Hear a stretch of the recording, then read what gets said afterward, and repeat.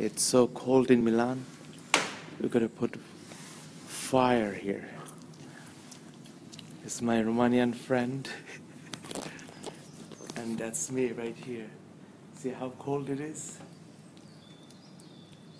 That's how you warm up yourself.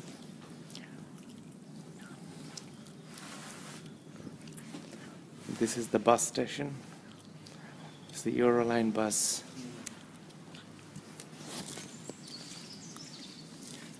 It's very, very cold, crazy cold here. We are burning everything. We don't care. That's good. Put fire, man. We're burning everything. It's so much fun.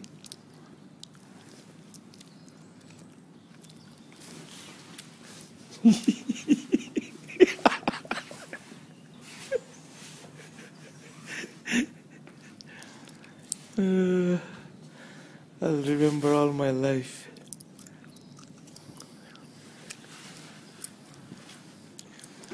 It's like 5 in the morning and my bus goes around 10 in the morning. I stayed here all night yesterday, all night. Came from Florence to Milan around 10 p.m. and right now it's 5. So like 12 hours you have to stay here. And so far we stayed 5 means what, like 7 hours already.